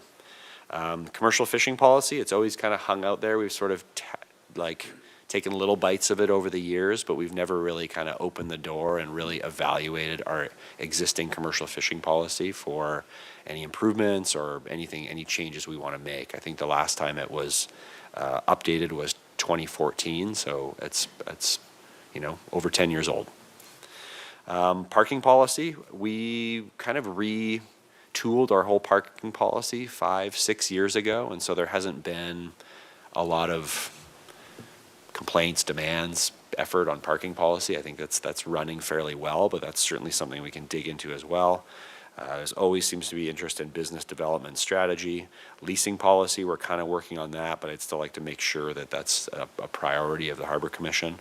And then recreational program policies. So what this is the spaces that we rent out on the beaches, Catamaran Beach, the outriggers, smaller programs, but we still have policies that govern those. So if there is an interest in diving into those and changing how we manage those spaces, changing how we rent out spaces to outriggers and programs like that, that's what that would be. And then as far as informational and education presentations, we'd love to get your input on who we can have in to speak to kind of help educate us. Again, we try to do 2 or 3 of these a year. It takes time to line these people up. Sometimes they're difficult to get a hold of, but would love to see your guys' priorities for this coming year on who we want to have in to speak for us. And as always, during the priority workshop, there'll be an opportunity to write in. If between now and next week, there's something on these lists that you really see as a priority that I've missed, please email it to me so that I can have it there and ready next week, and all of your colleagues can rank it and we can have a discussion about it. So with that, next slide, I think that is it for the director's report tonight. Thanks, Director Wiltshire. Any questions from the commission? Commissioner Hymas? Yeah, quick question. I'm just curious, how is the Chumash representative being selected, or? I am hoping that you will be a big part of that. Yeah, I can definitely send some couple different recommendations that would be appropriate before the next week. I would really appreciate that. Yeah, thank you. Thank you. That'd be great. Commissioner Cohen? I'll just say on the educational presentations, I will again throw out ocean acidification, which I think that is just so important for us to understand, and hope that at some point maybe it will be high enough on the meter list or whatever it is to get a presentation. Commissioner Cohen, I do have to give some kudos to Nico here. We tried with a speaker that I believe you sent over several times, and they were on, and then they would kind of cancel last minute. So we had a really hard time tracking down that specific speaker from UCSB to speak on that topic. But we will keep giving it the old college try.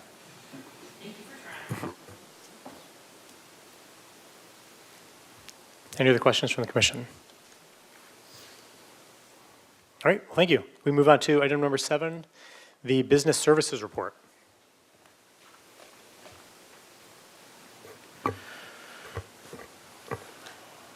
Mr. Chair, Commissioners, members of the public, again, my name is Cesar Barrios. I'm the Waterfront Business Manager. And as part of my business services report, I'm providing an update on the fiscal year 27 budget process and public meeting schedule, as well as an update on the former Anchor Rose lease space located in the Waterfront Center building. All right, starting with the budget item. So the Waterfront Department and the city at large started the budget process back in December of 25. This process is already well underway, as the Waterfront staff is actively engaged with their finance department in drafting a budget for this coming year. As reference, the fiscal year 2027 will begin July 1st of 2026, of this year. Shown in this timeline, on December 16th, we met with the Harbor Commission's budget work group to provide an overview of this process. Then the next meeting on the schedule, it's coming up, is in February with the city administrator. That's when staff will present a draft budget to the city administrator and the finance department. From there, we'll receive input from both finance and the city administrator's office on how to move forward. Then on April 21st, our finance department will introduce the citywide budget, including the waterfronts, to the whole city council. That's basically when the budget is going public. And then the very next day, on April 22nd, we'll hold a special Harbor Commission meeting to introduce and discuss the waterfront's budget with the full Harbor Commission.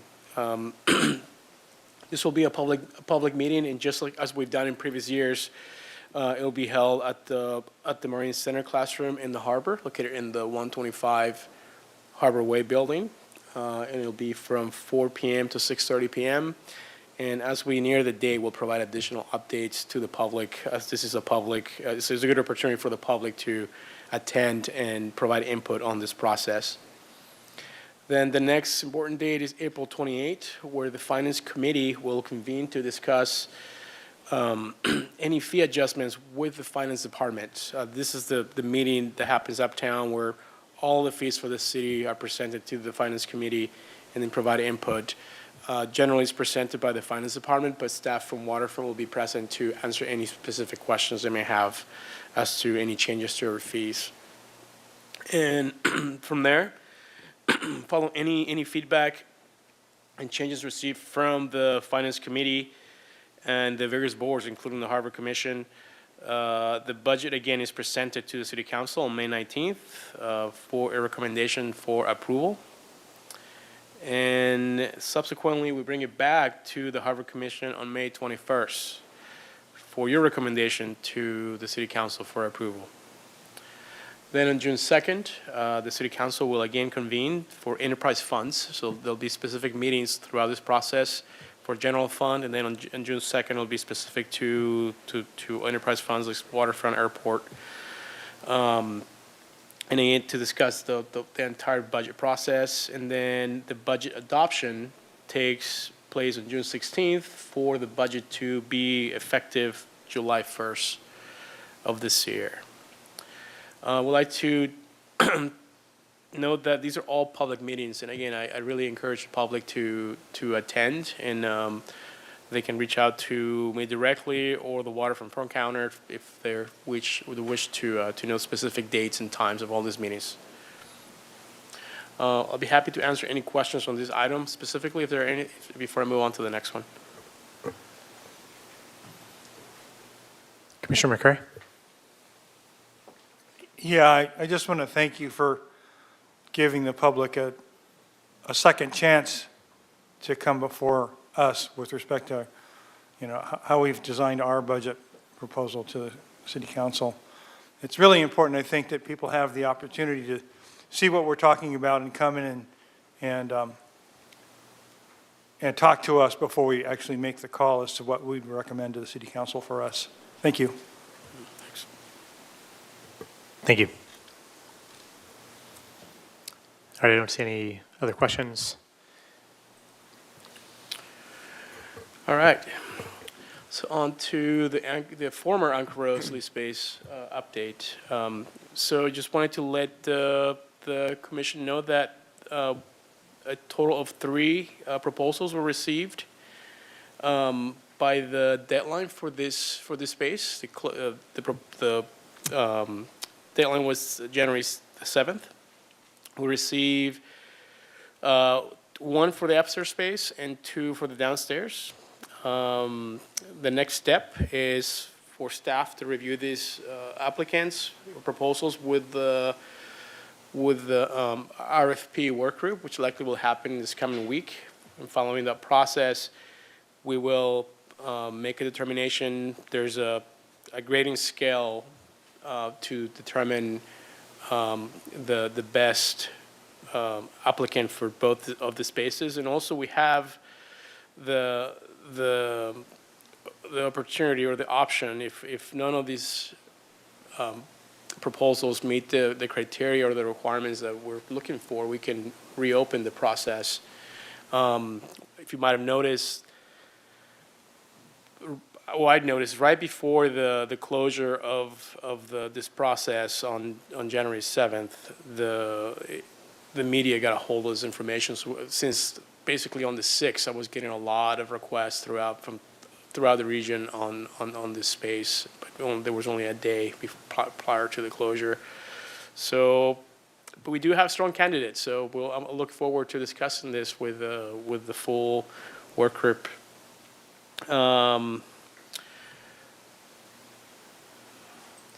here. So a little bit of background. So after 4 years in business, the Anchor Rose closed its doors.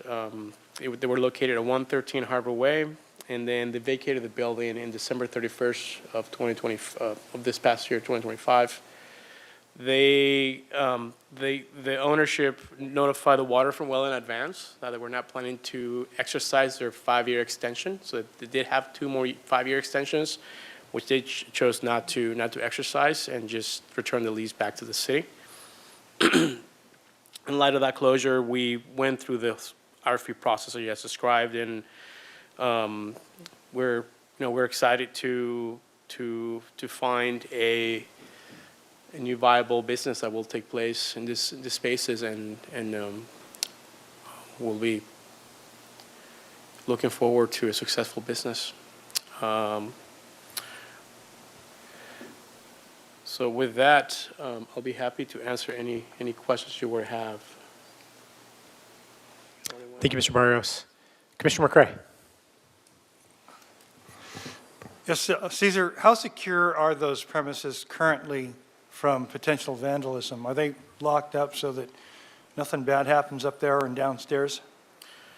Commissioner McCray, yes, they are. During the day, we keep them on lock because we do have another another tenant that's using the downstairs space for storage. And also staff is actively going in and out, is doing maintenance, and also we have the former tenants still vacating the premises.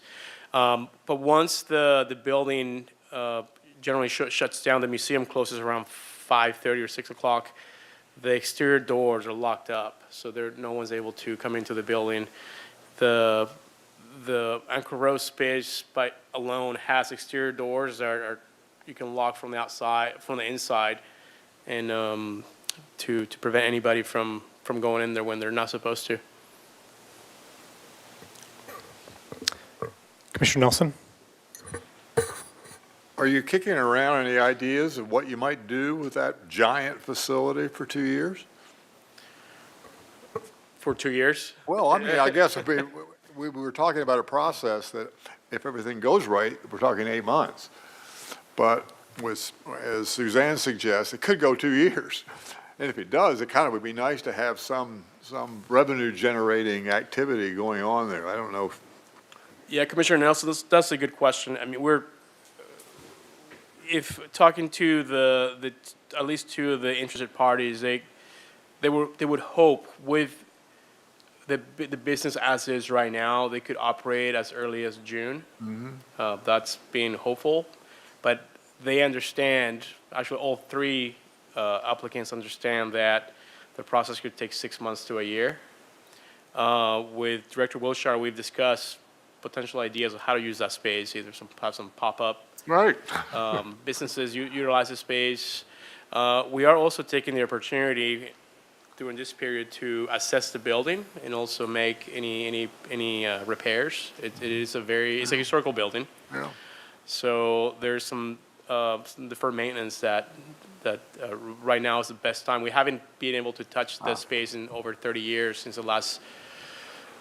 the Endless Summer and Chuck's took over in 1995. So now being back to the city, we're able to do a more detailed assessment of the building. Did you save the phone numbers when you got a barrage of interest? Save the phone numbers?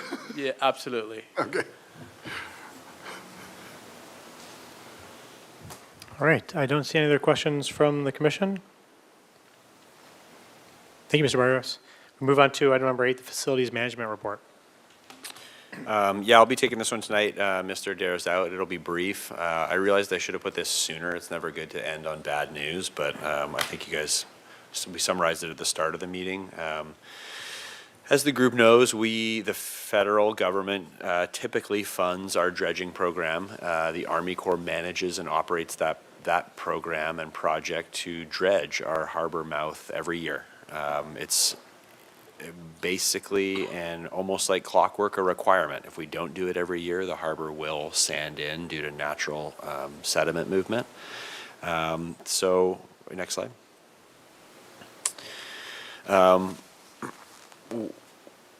Anybody who boats, anybody who's using the harbor this day, you can probably see that near Marina One, it's starting to pinch together. So that's how it works. It kind of sands in from either side. Harbor Patrol has been depth sounding the main channel almost daily. We're sitting at around kind of 12 to 14 feet right in dead center on mean tide, which is decent. So advice to mariners is make sure that you're kind of staying central in that harbor when you're in that channel when you're exiting. That shoaling over by Marina One, or if you're coming out of Marina One, is definitely getting a little tighter and a little shallower. And when it gets shallow quickly. So it goes from kind of 12 to 14 feet to a few feet pretty quickly. We've been holding off on dredging strategically. We have one more guaranteed funded cycle. So what we're really trying to avoid is a scenario where we dredge in December or January, and then a large storm comes in February or March and sands the harbor in. So we're in a position now where we're really trying to strategically delay this next dredge cycle. It's looking like we're going to have Army Corps and Pacific Dredge out sometime in February to dredge, which is kind of as we can see it now, the best happy median. Hopefully that gets us through the summer and through to next fall. But nature is nature. 2023 showed us that, 3 years of sediment can move into that harbor in 48 hours if there's the right swell conditions. So there's a little bit of luck and a little bit of planning involved in this one. So as I said, we're proposing to dredge sometime in February. The hope is that we can clear it as wide and deep as the Army Corps is willing to do it, so we can get a nice clean reset of the federal channel. As Commissioner Nelson mentioned, and I'm spending large portions of my day and my weeks dealing with, is that we have no confirmed federal funding for fiscal year 2026. This is the first time in decades that this is the case. This is usually a part of the presidential budget, Army Corps operations and maintenance budget. It's a $5.5 billion budget that handles projects like this all over the country. Last year, the current administration removed the funding completely from Santa Barbara. Not a lot of explanation. Funding was removed from a number of other harbors. It was just a general budget cuts. Our number, $4-ish million a year, is small compared to a $5.5 billion budget. So it's potentially pretty easy when you look at a spreadsheet of 1,000 Army Corps projects to line item them off. A lot of those were in blue states, in California, where funding was cut. So we're in that position now. Our last dredge was completed on January 28th of last year. So that's about as long as we've gone, certainly in my tenure here. So we've basically gone a full year without dredging, and we've made it. We got really, really lucky with pretty limited swell conditions. So our April 25 schedule was postponed, partially for the same reasons, partially for permit timing, but this is sort of the situation we're in right now, is we don't have any confirmed future funding. We are shaking all the trees we can and trying to figure out how to get that funding in play. The Army Corps themselves, who is the operator and the entity that manages the project, has been extremely helpful. So they are going to bat for us in the sense that they manage projects for a much larger district, LA district. So you got ports like Port Hueneme, Ventura, LA, Long Beach. So all of those ports have dredge funding and dredge dollars, and Army Corps manages all of that. So there is a potential scenario where once we get through this dredge cycle, that we can try and go to our neighbors and go to the Army Corps and say, hey, is there leftover funds? Is there money left over? You look at somewhere like Port Hueneme that spends $20+ million a year on dredging. Their overages and savings are often much larger than ours. So within the Army Corps, where there's a potential that they can share that money around the LA district. So another avenue to potentially go after cycle by cycle. But it really is kind of cycle by cycle trying to get this done and funded. So not the greatest news, but that's where we stand for now. Next slide. I think there's one more. Yeah, and just for the public and the commission, everybody, we refer to it as the federal channel. It's a very, very prescribed area. That is the only area that the federal government and the Army Corps is required to dredge in. Any dredging outside of that is the Waterfront Department's responsibility. So when we refer to the federal channel, it is a very prescribed area that they will survey and dredge historically on an annual basis. Right now, kind of as often as we can get them back here and funded. So, but I wanted to show this image of kind of where they are able to dredge. With that, I believe that is it. So I'll take any questions on dredging. Agreed, not great news, but we're working on it. For what I can say, and I know I've said this before, but our congressmen and our senators are very supportive. So Salute Harbor has been down to the harbor a couple times. That's not the area where we're not getting the support, and so it's kind of in DC that it's tough for even our congressmen and senators to kind of get the support we need to voice that through. So, but again, the waterfront will be in DC in February, for as productive as that is. But we'll be trying to meet with senators and meet with folks and trying to make sure that Santa Barbara is relevant when someone's putting those lists together. So, thank you. And that's it from the waterfront. Yeah, thank you, Director Wiltshire. Appreciate the update, and I think it's important to get that information just out to the public so everybody's aware of kind of what's going on in the next year. With that, questions from the Commission? Commissioner McCray. Yes, Director Wiltshire, do you know off the top of your head which other Southern California ports are in the same boat with us? I don't know offhand. A lot of ports had partial funding removed, so they had funding reduced. There was a smaller list who had funding completely removed. I believe Santa Cruz had their funding completely removed as well. I believe. I can get that list out to you all. Thank you, that's helpful. Commissioner Stedman? Yes. I would like to know in that diagram that you showed in your last is everything we're looking at, that's the federal channel? So it's just cut up into different zones. What's the purpose of those zones? Those are their survey zones, so when they survey it, they'll know which zones are high and low, and so that they can kind of dictate their work on which zones they're going to work in. So when they performed their survey a week or two ago, and so we usually get that data a couple weeks after they perform the survey, and then they can kind of break it out by zone just to direct their work. Got it. Thank you. Also, a quick follow-up question to that. There is an area between Marina One and the jetty is that dredged, or what usually happens there? And is that the waterfront's responsibility for that part? That is the waterfront's responsibility. Okay. So separate funding comes for that part? Completely out of our budget. Yeah. Okay. So we completed a capital project last year, a couple $100,000 to do some ancillary dredging over by Marina 2, and then on the backside of Marina 1. Right. It's horrendously expensive. I mean, it's just mind-bogglingly expensive. I think we moved, I don't know offhand, maybe 8,000 cubic yards, whereas the Army Corps moves 140,000 cubic yards. Right. And it cost us $200,000+. So it's difficult. How often do we dredge that area? Very infrequently, so Okay. it's like as needed, and so we kind of monitor it, and so I guess if you were to assume 5 to 10 years. The Okay. problem with that backside of Marina 1, you'll see that shoaling, sand comes through the breakwater, so the breakwater is porous, and there's bigger holes in different spots. We've looked at projects to inject and fill those, but also horrendously expensive, and so we just need to kind of make the call of what's better to just dredge every 10 years or have a huge capital project to try and seal it up. Got it. Thanks. Commissioner Nelson? Commissioner McCray's question about other Southern California harbors and ports that have been affected by this made me think, isn't there in addition to the lobbying that you're doing now, isn't there a group, I forgot what the name of it is, what the acronym is, CMANC or something like that looks out for big infrastructure issues and policy issues for harbors and ports?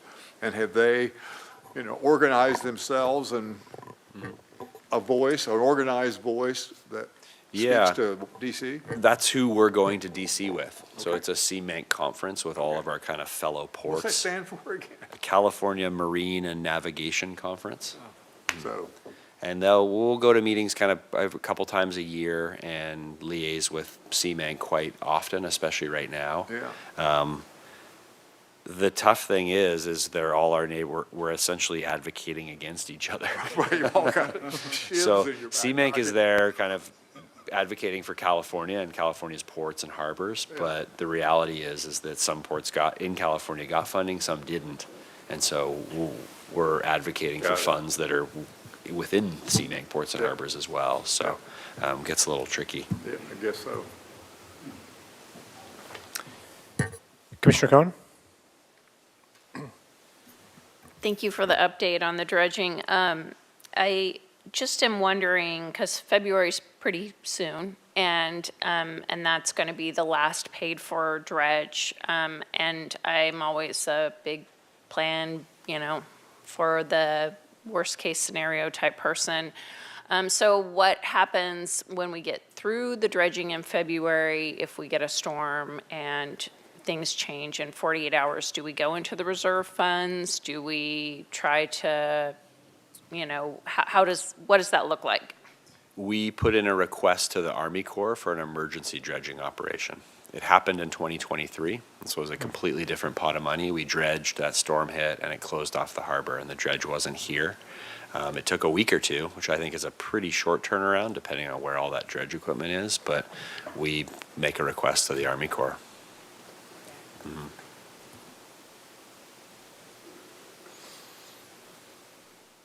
Any other questions from the commission? Okay, with that concludes the facilities management report and the department updates. Commission and staff communications, do we have any staff communications? Nothing specific, just again, welcome to our new harbor commissioner. You made it through your first meeting. Any other communications from the commission? Okay, just for me, I just wanted to comment on one of the issues that happened last December with the Parade of Lights. So that was a big event, great turnout. It's never a good day. It's either always a horrible, rainy, cold storm or like a beautiful day. And so luckily we had the beautiful day this year. So thanks for putting that on for the community. Kudos to the Harbor Patrol. I know they are leading all the boats and have to navigate the moorings, the lobster traps out there, and make it safe for all the spectators. So, so nice job on that. Also, just a congratulations to Commissioner Anderson and Commissioner Stedman. Congrats on your third term and second term. Glad to have you guys back. I just wanted to say that I listened to all the interviews, and one of the things I noticed was that there was no criticism or complaining through anybody that was interviewing. It was just a general interest in the harbor and the waterfront. So I think that's just a testament to what we're doing, the commission and the waterfront. So just wanted to commend everybody on that. Also, too, just finally, congratulations again to Commissioner Hymas for joining us for his first term for the commission. With that, I don't have anything else to go over. We are at the final item, adjournment. Do we have a motion to adjourn? We have a motion to adjourn, and we have a second. All in favor? Aye. Aye. Aye. Any opposed? Any abstained? Meeting adjourned. Thank you all.